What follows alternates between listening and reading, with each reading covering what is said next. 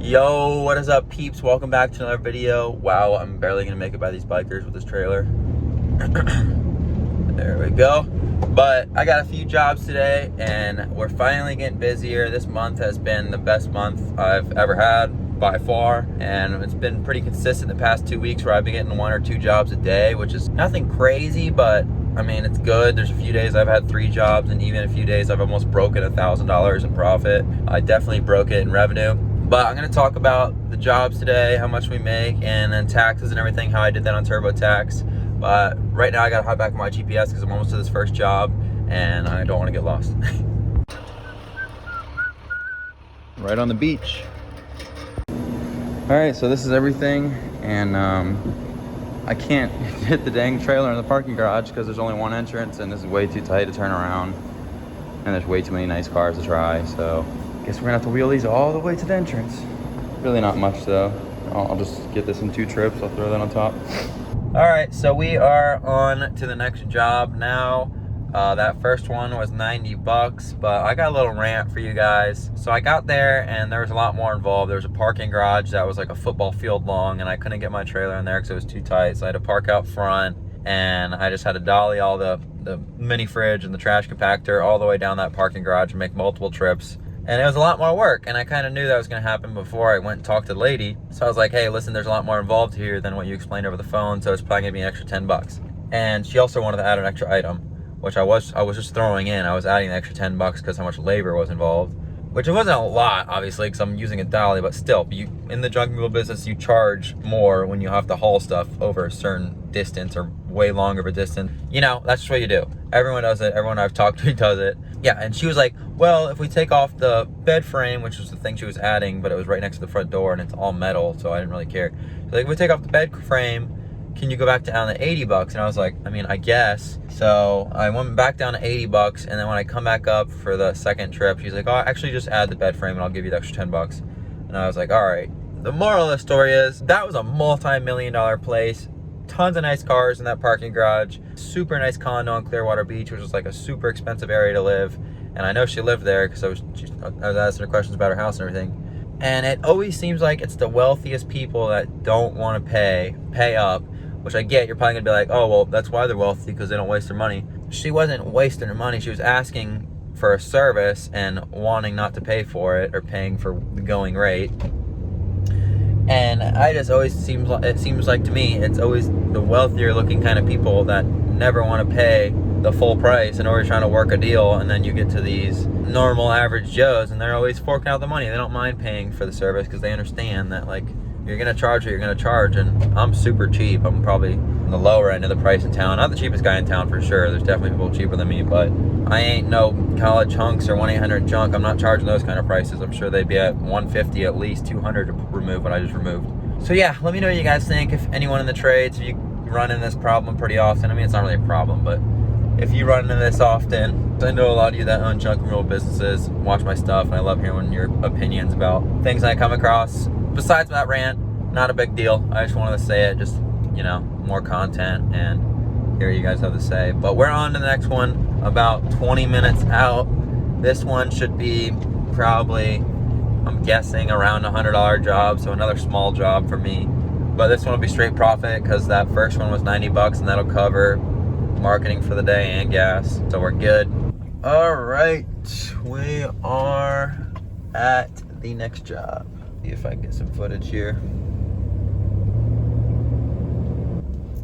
So it is right where that open door is on the other side of that car, but I've been parking, well, that's where I parked yesterday. Hopefully no one comes in. I've been parking right in the guest spot, but the trailer sticks out kind of far and blocks a lot of those spots. So hopefully no one comes.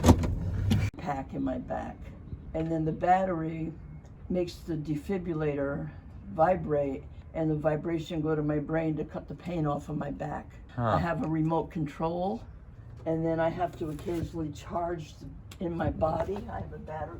It's just, you know. Okay, this is all my stuff, so we can get rid of this stuff. Okay, and then, all that's going. And then this couch is where you wanted to move? I want to put that in my apartment and that in my apartment because... Okay. You want a chair? No. I mean, the couch is new. I gotta try to sell it, you know? Yeah. And then if you could take that. Whew. It's getting hot out, but this is it. That is the trash compactor in the mini fridge. So, $100, and I just helped her move her furniture next door. She asked if 100 was okay, and I wasn't gonna. I already felt bad enough. She got freaking screwed on this deal. I guess the people that rented this house out, I don't know why I'm bringing it down. I think that's everything actually. But the people that rented this house out flooded the place and ruined her flooring for her. And they also said they borrowed her car. This is actually the part I cleaned out yesterday. There was a bunch of stuff, dresser and glassware, and there's more glass here. Yeah, but this whole place, the people that were renting it, flooded it, didn't pay for the flooring or anything. They also borrowed her car. I heard when she was over talking to a neighbor yesterday and broke it. And I don't know if they paid for any of that stuff. It kind of seems like they just dipped out of here. So this lady's gotten screwed on this deal. So I only charged her 100 for that load. It was minimal. I mean, I probably would have charged that anyway to anyone. But she had me move the couch and the chair next door, and I just did that. Just being friendly. I mean, I could have charged her 20 bucks for that. It's literally like 2 doors over, and it wasn't that big of a deal. I already felt bad enough for her. All right, so that puts us at 190 revenue on the day. Gonna unload this stuff, see what the dump receipt is, then we will go over taxes, because I'm sure a lot of you clicked on this video just to see how I did that. I'm not gonna go into crazy detail. I'm just gonna talk about my numbers and my expenses and stuff like that, and what platform I use. So that was really it. $5.36. Thank you. All right, so that dump receipt was $5.36. Absolutely like nothing. I feel like I definitely know some of these people probably see me, all these people on the pass right now looking at me. Some of them I bet know me from YouTube just because, I mean, I don't know, they probably recognize my trailer from my videos or something. Because I've run into a lot of people at the dump, honestly, that know me from YouTube. Not a lot, but like, it happens. And I bet a lot of them just don't say anything, but they do recognize you from YouTube. Which if you do, and you're wanting to say something, I don't mind it, I think it's cool. Anyways, $5.36 for that dump fee, so 190 revenue minus 6. So that put us at 184, not profit, because we got some gas. So we'll just go down to 170 on the day. 170 is pretty much just gonna be what my profit looks like on today. Obviously, I'm kind of ballparking it there, and if you're wondering what I'm doing, I kind of like slip my finger. Oh, I just plugged the camera off.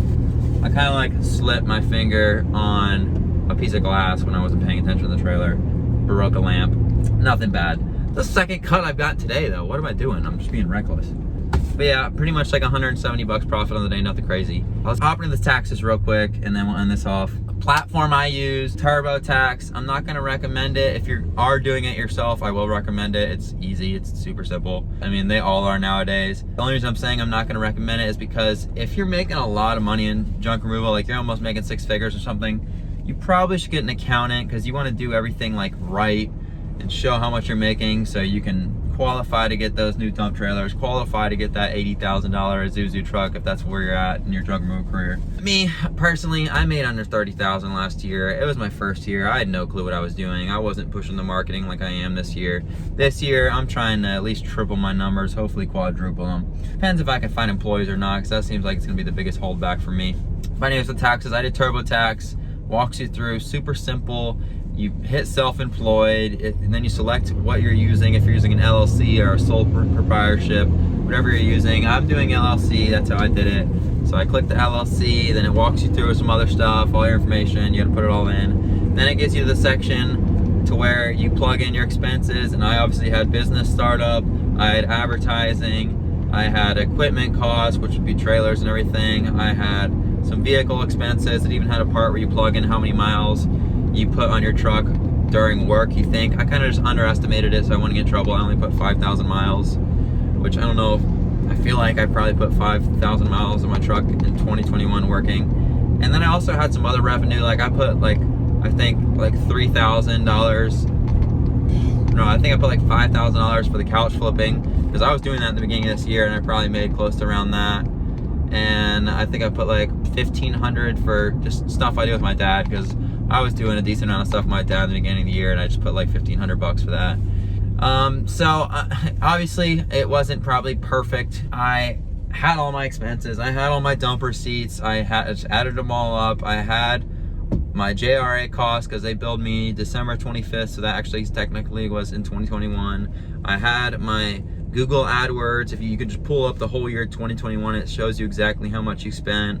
I know how much I spent on my website because I just went and looked at my bank receipts on Truebill, and same with all my Craigslist ads, my Nextdoor ads, just all my stuff. I went through and just edited it all together, and it came out, believe it or not, to right around $13,000. I know, sounds insane. I don't know how I spent that number. It was just, I always tell you guys, I spend so much on marketing, and probably 50% of that is on marketing, and the rest is like trailer expenses, business startup, t-shirts, just everything. So it was saying I was gonna owe the government $1,800 and some change, but after I put the $13,000 in expenses in, they're actually giving me back $5. So nothing crazy, but I'm just glad I don't have to pay anything because I wasn't taking taxes out this whole year. I wasn't charging my customers tax or anything. I mean, that's good. I pretty much broke even. I was still profitable on the year, obviously, and I didn't have to pay anything out of pocket. They're paying me $5, and it was super simple. It took me like an hour on